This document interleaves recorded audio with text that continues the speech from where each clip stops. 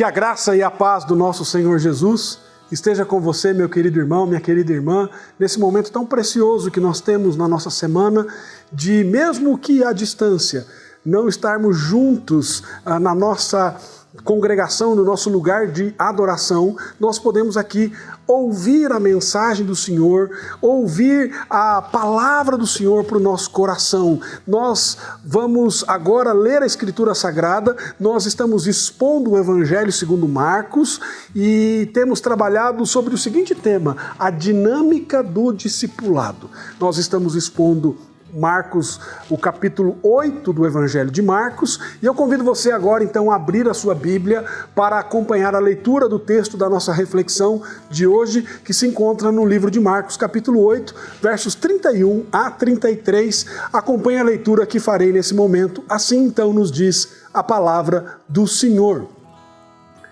Então começou ele a ensinar-lhes que era necessário que o Filho do Homem sofresse muitas coisas, fosse rejeitado pelos anciãos, pelos principais sacerdotes e pelos escribas, fosse morto e que, depois de 3 dias, ressuscitasse. Isso ele expunha claramente, mas Pedro, chamando-o à parte, começou a reprová-lo.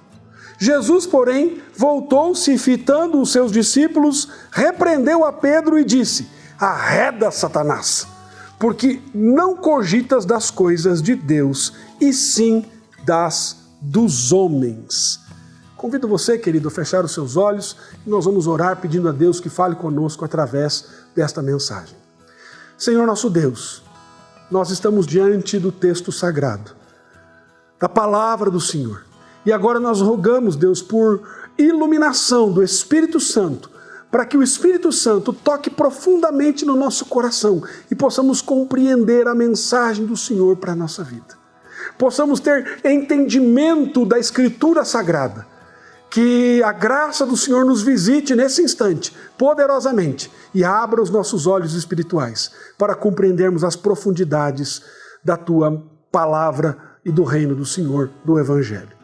Fale conosco, Deus. É o nosso desejo, é a nossa oração, no nome do nosso Redentor e Salvador Jesus Cristo. E que as palavras dos meus lábios, que o meditar do meu coração sejam agradáveis na Tua presença. Meu Senhor, minha rocha, meu Redentor, amado da minha alma, em nome de Jesus. Amém. Todos nós temos um dilema real, uma doença humana definitiva. É o dilema humano inevitável.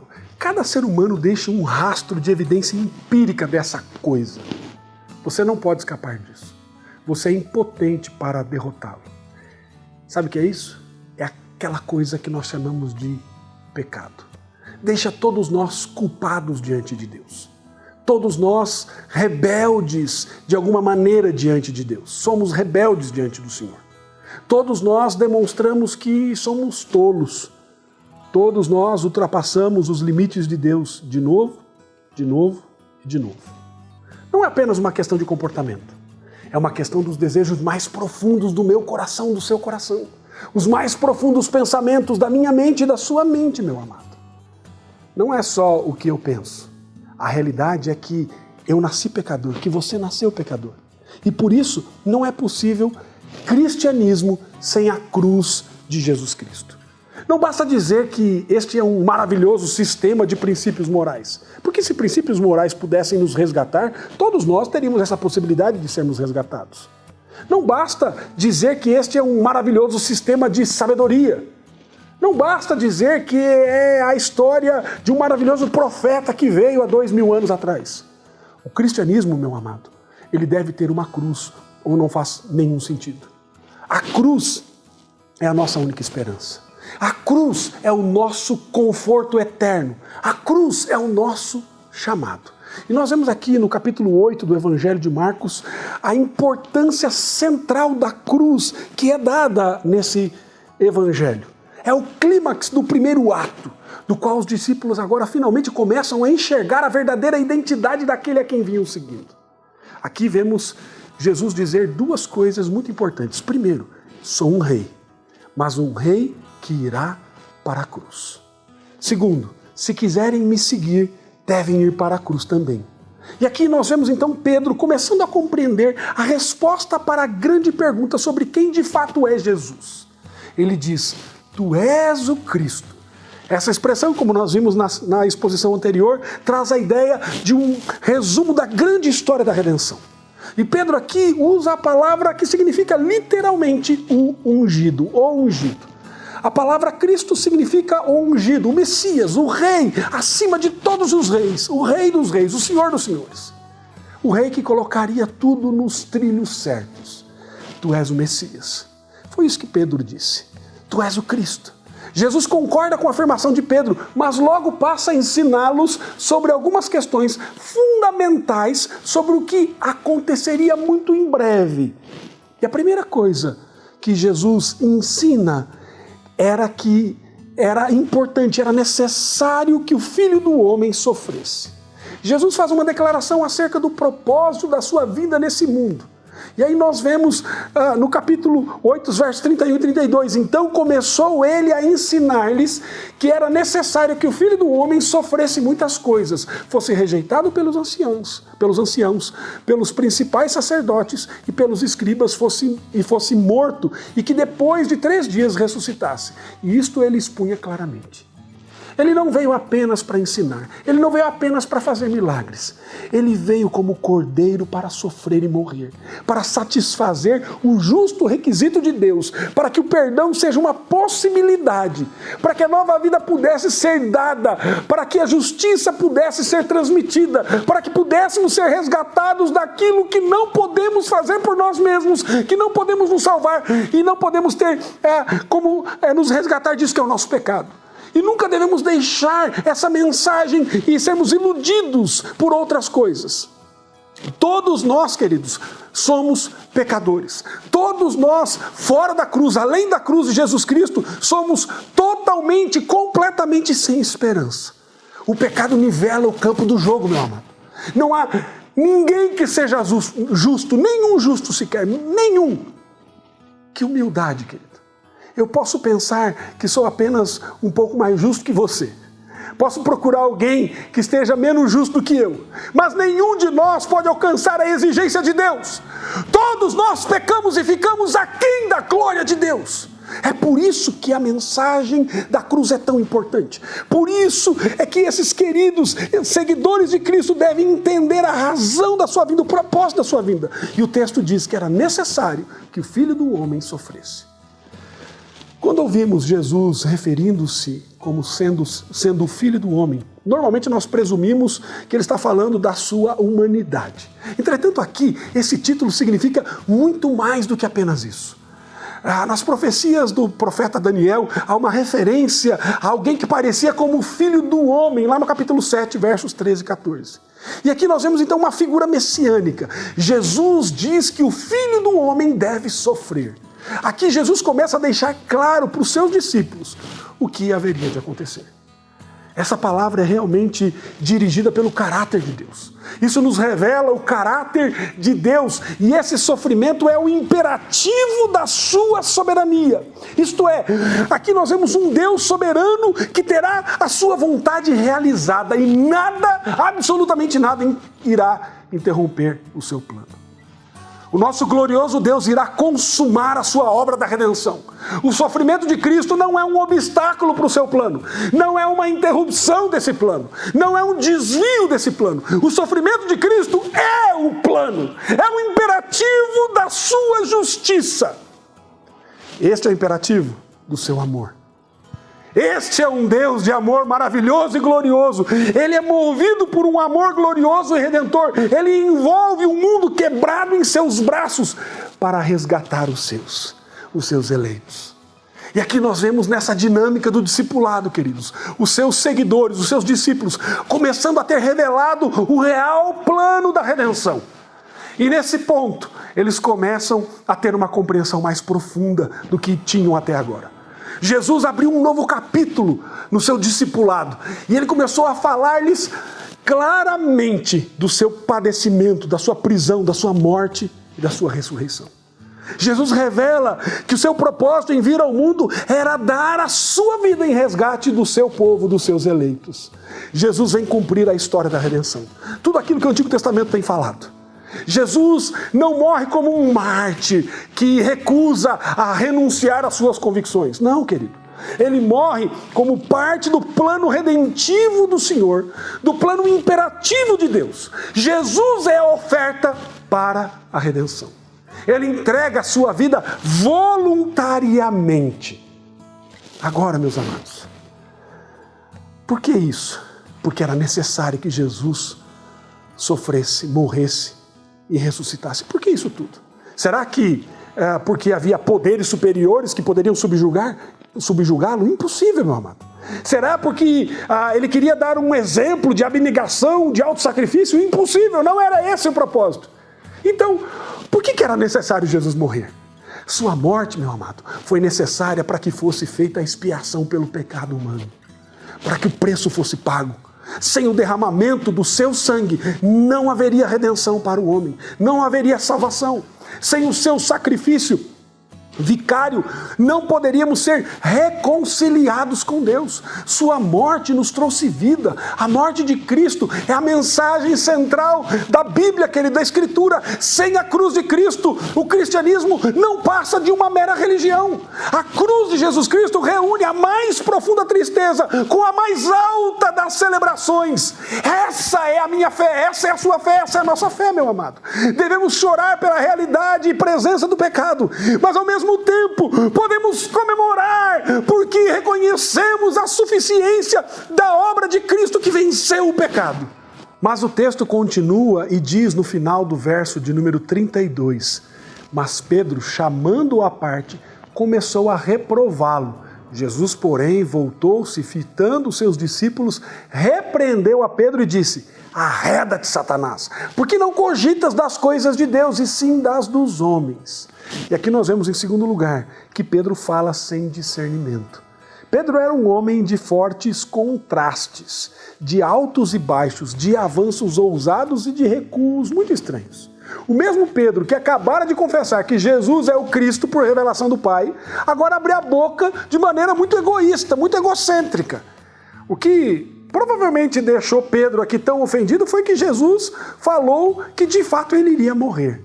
Pedro começa a querer chamar a atenção de Jesus e essa ideia era totalmente inconcebível para ele. Por que Pedro estava tão obstinado a rejeitar essa ideia logo após de reconhecer que Jesus era o ungido? Pedro, meus amados, havia ouvido desde sempre que o Messias viria para derrotar o mal e a injustiça e subir no trono. Mas Jesus agora diz que sim, ele é o Messias, mas ele não veio para viver e sim para morrer. Por não ter a visão completa do plano da redenção, Pedro se tornou uma pedra de tropeço para Jesus, como diz Mateus 16, verso 23, tentando afastá-lo da cruz. Para Pedro, o Messias estava ligado à ideia de glória. Na verdade, ele tropeçou em Isaías 53, esquecendo de quem era o servo sofredor. Depois de lutar tanto para saber quem Jesus realmente é, Pedro rejeita os novos ensinamentos de Jesus, que dizem claramente quem ele é e para onde ele vai. E aqui nós vemos que a graça e a fraqueza se misturavam na vida de Pedro, mostrando-nos que o melhor dos santos ainda é uma criatura sujeita a falhas, ao pecado. Jesus disse que Pedro foi tomado por uma cosmovisão puramente humanista, porque não cogitas das coisas de Deus, e sim das dos homens. Pedro tornara-se agora um humanista, e por isso sentiu-se no direito de reprovar a Jesus, como ele diz no verso 32. Pedro não estava compreendendo que se Jesus salvasse a si mesmo, ele não salvaria o seu povo, os seus eleitos. Sem a cruz, queridos, não há coroa. Sem o Calvário, não há céu. Sem o sacrifício substitutivo de Cristo, não há salvação para o homem, para a humanidade. Pedro não podia entender como Jesus fez a opção pela morte em vez de optar pelo trono. Ele não tinha visão do todo. A visão humana, na visão humana, o trono manifesta-se com poder e força, mas na perspectiva divina, o reino veio através da morte expiatória do seu filho, do Filho do Homem. Por isso, o humanismo sem cruz, a teologia liberal, são coisas tão perniciosas. A igreja deve envolver-se, sim, na sociedade para ajudar as pessoas, sim, mas não com um evangelho sem cruz, sem redenção. Não pregamos um evangelho social como alguns pregam por aí. A morte de Cristo é loucura para o mundo, mas é a mensagem central do cristianismo. Jesus chega ao ponto de chamar o humanismo de Pedro de satanismo. Satanás está ali no conselho de Pedro como um teólogo liberal. A reação de Jesus foi imediata, decisiva e forte. Ele entendeu plenamente que por trás de Pedro encontrava-se Satanás, que estava tentando mais uma vez, como já havia feito anteriormente. Lá em Mateus capítulo 4, ele estava tentando desviar a atenção do Senhor da sua cruz. Se você se lembra, o epicentro da tentação de Satanás foi a oferta de Cristo para Cristo de um reino que não exigia cruz. Isso é o que Satanás oferece, querido. Esqueça o plano de Deus. Esqueça que você foi enviado para morrer. Esqueça que você está marchando em direção àquela cruz cruel. Esqueça o que Deus ordenou. Esqueça todas as profecias. Jesus, você pode ter o seu reino sem cruz. Essa é a mensagem de Satanás. Então quando Pedro diz, não deve haver uma cruz, Jesus diz, arreda-te daqui, Satanás. Pedro já ouviu isso antes. Você está ecoando as palavras do inimigo. E ele estava. Meu querido, qualquer mensagem que apresente a aceitação de Deus, perdão e justiça sem cruz, não é o evangelho de Cristo, mas sim uma obra do diabo, uma obra de Satanás. Algo que temos que ter em mente é que mesmo quando os discípulos crescem em entendimento, Satanás continuará a trabalhar para nos desviar da verdade do evangelho, para que a palavra não seja compreendida como deve ser. Ele induz Pedro a pensar do seu modo e procura usá-lo para tentar tirar Jesus do caminho da obediência da vontade do Pai, do caminho da cruz. Pedro, por um momento, por um instante, perdeu a lucidez teológica, mas era um discípulo. E nele Jesus continua investindo e trabalhando. Jesus discerniu quem estava por trás de Pedro, tentando falar com que Jesus seja desviado da cruz. Mas o Senhor não deixa que isso aconteça. Diante disso, querido, qualquer mensagem que afaste dessa verdade está sendo proclamada por obra de Satanás.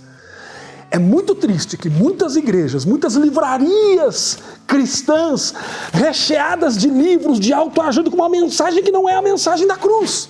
Muitas igrejas que não pregam mais a cruz. Muitas palestras, mensagens sobre casamento que não falam sobre cruz. Pais que não mencionam mais a cruz na educação dos seus filhos. Pregações que tentam nos deixar confortáveis para um caminho de sucesso. Pastores fazendo cursos de especialização em técnicas de coaching e levando isso para o púlpito. Eu me pergunto, o que está acontecendo com a igreja do Senhor, meu amado? Será que essa é a mensagem do Cristo? A mensagem da cruz? Não, meu irmão, não é. A mensagem de redenção envolve cruz. Ele veio para morrer, para nos dar vida, para vivermos a sua vida. O Senhor nos mostra o propósito da sua vinda. Ele veio para nos resgatar, nos reconciliar com o Pai. E mostra que nós devemos ter discernimento espiritual. Compreendemos a história da redenção. Não podemos ser cegos quanto aos propósitos de Deus nesse mundo. Ele quer nos usar como agentes de transformação. Que você possa compreender, meu amado, esse propósito. E que você seja movido pela graça de Deus a viver para o seu mestre, afastando-se de toda mensagem satânica, de toda mensagem contrária, uma mensagem que não pregue a cruz, uma mensagem que Cristo não seja o centro. Que eu e você sejamos libertos disso, de toda ideia de conforto, porque este não é o Evangelho de Jesus Cristo. O Evangelho de Jesus Cristo é: tome a sua cruz e siga-me pela graça. Pela graça. Que o Senhor nos faça compreender essa mensagem, meu amado. Que eu e você, como crentes em Cristo Jesus, como servos fiéis do Senhor, possamos cada dia trilhar esta mensagem, trilhar este caminho para proclamar esta mensagem da redenção, essa mensagem da cruz. Que Deus nos abençoe, meus amados. Que Deus nos dê graça para que assim possamos viver, em nome de Jesus.